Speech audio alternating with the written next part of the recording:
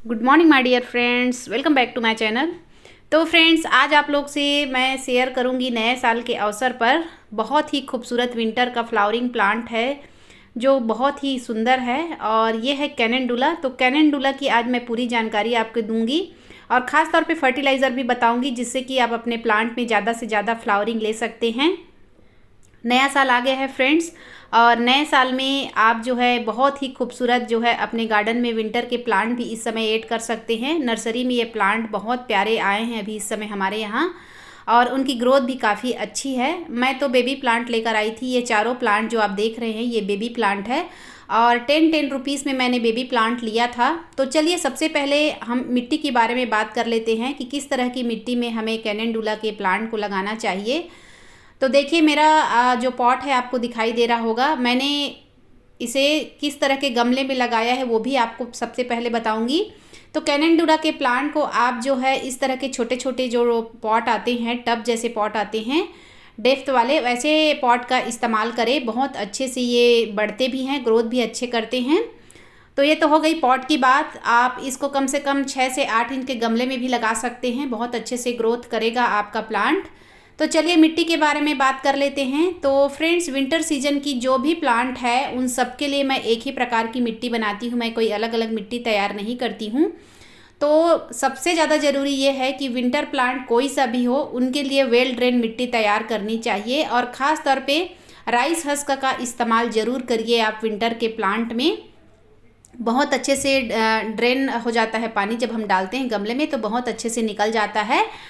तो उसके लिए आप एक भाग गार्डन की मिट्टी, एक भाग राइस हस्क जो धान की भूसी आती है वो, और एक भाग रेत ले लीजिए, एक मुट्ठी वर्मी कंपोस्ट, 1 चम्मच फंगीसाइड पाउडर और डीएपी के कुछ दाने भी आप इस्तेमाल कर सकते हैं अगर केमिकल यूज़ करना चाहते हैं तो।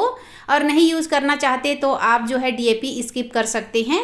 इस तरह की मिट्टी मैं तैयार करती हूँ और एप्सम सॉल्ट भी 1 चम्मच डाल देती हूँ। तो जितनी क्वांटिटी में आपको मिट्टी बनानी है उस हिसाब से आप जो है फर्टिलाइज़र भी इस्तेमाल करेंगे। और एक भाग मैं पूरा लेती हूँ वर्मी कंपोस्ट, जिससे कि बार बार आपको बहुत दिनों तक फर्टिलाइज़र देने की ज़रूरत नहीं पड़ेगी।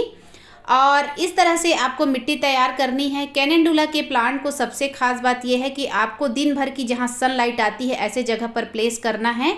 अगर आप इसे छायादार जगह पर रखते हैं तो इसमें फ्लावरिंग बहुत कम होगी और छोटे छोटे फ्लावर्स आएंगे। तो इसे बिल्कुल फुल सनलाइट जहाँ पर दिन भर की धूप मिलती है ऐसे जगह पर रखें फ्रेंड्स, और अधिक से अधिक फ्लावर आप ले सकते हैं। और इस तरह की गुड़ाई भी आप करें समय समय पर। आप हफ्ते दिन में या फिर 10 दिन में, या फिर आपको यदि जिस दिन भी समय मिल जाता है 5 दिन 6 दिन में, आप जो है गमले की मिट्टी की गुड़ाई ज़रूर करें, जिससे कि हमारे प्लांट की जड़ों को अच्छे से ऑक्सीजन मिल सके।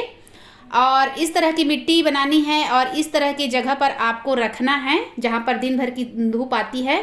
पानी कैसे देना है, पानी के बारे में भी बात कर लेते हैं। तो पानी कभी भी प्लांट को ऊपर से शावरिंग नहीं करना है। कैनेंडुला के प्लांट को मैं तो शावरिंग नहीं करती हूँ, गमले के किनारे से मैं इनको पानी देती हूँ। और गमले में यदि आपके प्लांट की कोई पत्ती, जिस तरह से देखिए मेरे प्लांट में 2-3 पत्तियाँ जो है टच हो रही हैं, तो ऐसे पत्तियों को आपको कट करके हटा देना है जो ख़राब पत्तियाँ हैं। नहीं तो यही फंगस लग के जो है फंगस का अटैक हो जाता है और हमारा प्लांट जो है ख़राब हो जाता है। दूसरी बात ये भी है कि इनमें कीड़ों का अटैक बहुत होता है। कैटरपिलर का अटैक मेरे भी प्लांट में शुरू में बिल्कुल बहुत ज़्यादा हुआ था, पत्तियां बिल्कुल कैटरपिलर खा जा रहा था, और अभी भी इनमें भी कैटरपिलर है। वीडियो में मैं आपको दिखाऊंगी। यदि पत्तियां आपको छेद दिखाई दे तो आपको बिल्कुल पत्तियों के पीछे में ध्यान देना है। देखिए जो पत्ती मैंने तोड़ी थी उसके पीछे इस तरह का कैटरपिलर है। जो बिल्कुल छोटे छोटे कैटरपिलर होते हैं वो हमें दिखाई नहीं देते हैं, तो आपको पत्तियों के पीछे ज़रूर आपको ध्यान देना है। कलियों के बीच में भी रहते हैं, कलियों को खिलने नहीं देते, कलियां खा जाते हैं। और इस तरह की पत्ती छेद छेद दिखाई दे तो आपको ज़रूर से चेक करना है, हर पत्तियों को पीछे से आपको देखना है। और आपको यदि कैटरपिलर से निजात चाहिए, कैटरपिलर से बचाव करना है अपने प्लांट को, तो नीम ऑयल का स्प्रे ज़रूर करते रहिए। 15 दिनों में कम से कम एक बार नीम ऑयल का स्प्रे करिए। ज़्यादा होने पर आप कोई भी इंसेक्टिसाइड अप्लाई कर सकते हैं। तो चलिए मैं ये भी बताना चाहूँगी कि कैनेंडुला के प्लांट को इस समय जनवरी के महीने में भी आप कटिंग से तैयार कर सकते हैं, प्लांट दिसंबर में भी कर सकते हैं। तो देखिए मैंने 3 कटिंग ले ली है इस तरह से, और इसको मैं इसी पॉट में लगाकर बताऊंगी। एक पॉट में, जैसे कि मेरा पॉट थोड़ा बड़ा है तो इसमें आप 2-2 3-3 प्लांट लगा सकते हैं। इसमें भी मुझे कैटरपिलर दिखाई दे रहा है फ्रेंड्स, देखती हूँ। ये देखिए इस तरह से मैं आपको दिखाती हूँ कितने छोटे छोटे से कैटरपिलर हैं और पत्तियों को बिल्कुल सफाया कर देते हैं और मेरा तो पीछा ही नहीं छोड़ रहा है। मैं इस समय इतना परेशान हो गई हूँ, पूरा हर दिन मेरे को ऐसा हो जाता है कि कितनी दवाई मैं डालूं, कितनी इंसेक्टिसाइड अप्लाई करूं। तो मैं अक्सर करके ऐसा ही करती हूं, पत्तियों को पीछे से देखती हूं और जो भी कैटरपिलर दिखाई देते हैं उनको निकाल कर मैं बाहर, अपने घर के बाहर जो है जगह खाली है वहाँ फेंक देती हूँ। मारती तो नहीं हूँ, तो बाहर फेंक देती हूँ मैं इस तरह से। तो हमेशा आप जो है पत्तियों के आगे पीछे ज़रूर एक बार देखिएगा, कलियों के पास में भी देखिएगा, कलियों के पास में भी रहते हैं कैटरपिलर। तो इस तरह से आप जो है अपने प्लांट को बचा सकते हैं। और ज़्यादा से ज़्यादा फ्लावरिंग लेने के लिए हमें क्या करना है तो ये भी मैं चलिए आपको बताती हूँ। उससे पहले कटिंग देखिए, इस तरह की कटिंग ले लेनी है आपको। और मैं तो कटिंग ज़्यादातर एलोवेरा का इस्तेमाल करती हूँ, लेकिन अभी मैं एलोवेरा का इस्तेमाल नहीं कर रही हूँ। इसी मिट्टी में मैं इस तरह से इसी पॉट में लगा दे रही हूँ और बड़े आसानी से ये ग्रो भी हो जाएंगे, कोई दिक्कत नहीं होगी। लेकिन यदि आप बिगनर्स हैं, गार्डनिंग की शुरुआत कर रहे हैं, तो उतना एक्सपीरियंस आपके पास नहीं होगा, तो आप हल्दी का, फंगीसाइड का या फिर एलोवेरा जेल को डीप करके कटिंग ज़रूर लगाएं। उससे क्या है, फंगस अटैक नहीं होते हैं और प्लांट बहुत आसानी से ग्रो हो जाते हैं। कटिंग लगाने के लिए एक और आइडिया आपको बता रही हूँ फ्रेंड्स, जो मैंने भी अभी अभी शुरू किया है। कोकोपीट में आप कोई भी कटिंग लगाते हैं ना, एक भाग कोकोपीट और एक भाग सेंड, उसमें कटिंग बहुत जल्दी सक्सेस होती है। और एक रेत में भी होती है। आप जो घर में बनने के लिए जो रेत इस्तेमाल करते हैं उसमें भी कटिंग आप किसी भी प्लांट की लगाते हैं ना, तो बहुत 90% उसमें ग्रो हो जाती है। तो इस तरह से कैलेंडुला कटिंग से भी ग्रो हो जाता है और बीज से भी ग्रो होता है। तो चलिए अब बात करते हैं फर्टिलाइज़र की।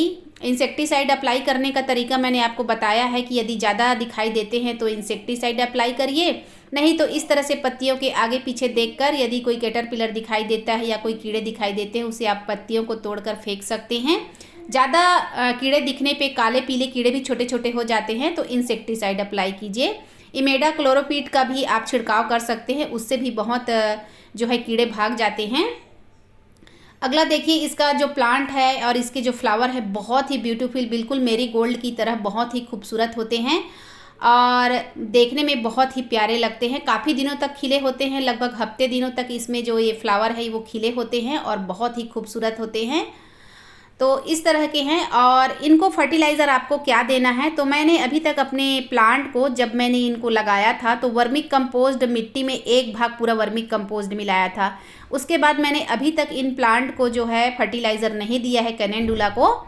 तो इसे हम आज फर्टिलाइज़र देंगे, वो है लिक्विड फर्टिलाइज़र। तो बहुत ही बेस्ट है विंटर प्लांट के लिए, इसको अप्लाई ज़रूर करिए। विंटर प्लांट में बहुत अच्छा रिजल्ट देता है, बहुत अच्छी इसकी ग्रोथ बढ़ाता है, बहुत अच्छे से फ्लावरिंग आएगी, बड़े बड़े साइज़ के फ्लावर्स आएंगे। तो देखिए फ्रेंड्स, एक बात और बताती हूँ, जब आपका प्लांट इतना छोटा होता है, जो मैंने कटिंग लगाई है, उस समय जब आपका प्लांट छोटा होता है तो उस समय आप डीएपी के दाने भी इन पे डाल सकते हैं और इनकी ग्रोथ बढ़ा सकते हैं। चूँकि मेरा प्लांट काफ़ी बड़ा हो गया है तो मैं डीएपी के दानों का इस्तेमाल वैसे तो मैं बहुत कम ही करने की कोशिश करती हूँ, लेकिन जिसमें ज़्यादा ज़रूरी हो जाता है उसमें इस्तेमाल भी करने लगी हूँ आजकल। तो इसमें मैंने किस तरह का फर्टिलाइज़र लिया और इस तरह के फ्लावर्स पा रहे हैं, तो देखिए मैंने बॉटल में भर लिया है। मैंने सरसों खली अभी 3-4 दिन पहले बनाया है, तो 100 ग्राम सरसों खली और 1 मुट्ठी नीम खली आप डालकर भिगाकर 3 दिनों तक रख दीजिए। उसके बाद यदि आप 1 मग लिक्विड फर्टिलाइज़र लेते हैं सरसों खली का, तो उसमें कम से कम 10 मग पानी आप जो है सादा पानी ले लीजिए और दोनों को मिक्स करके इस तरह से आपको प्लांट में देना है। पत्तियों में नहीं डालना है, बस जड़ों में नीचे नीचे साइड और मिट्टी में डाल दीजिए ये फर्टिलाइज़र, तो जिससे कि आपका प्लांट बहुत अच्छे से फ्लावरिंग करेगा और इसकी ग्रोथ भी बढ़ेगी। सरसों खली, नीम खली का लिक्विड फर्टिलाइज़र एक तरह से विंटर प्लांट के लिए वरदान है, बहुत अच्छी ज़्यादा क्वांटिटी में फ्लावरिंग करता है। और इसी फर्टिलाइज़र का इस्तेमाल मैं सारे प्लांट में, अपने विंटर के प्लांट में करती हूँ। और आप चाहें तो सरसों खली और नीम खली का लिक्विड फर्टिलाइज़र भी इस्तेमाल कर सकते हैं, या फिर तो गमले के हिसाब से आधा मुट्ठी, या फिर गमला छोटा है तो 1 चम्मच डालकर गुड़ाई करके उसमें वाटरिंग कर सकते हैं। पाउडर फॉर्म में भी इस्तेमाल कर सकते हैं, लेकिन लिक्विड में करिएगा, लिक्विड का रिजल्ट काफ़ी अच्छा मिलता है। तो बस फ्रेंड्स, इसी तरह से अपने कैलेंडुला के प्लांट की आप देखभाल करिए और ज़्यादा से ज़्यादा फ्लावरिंग लीजिए।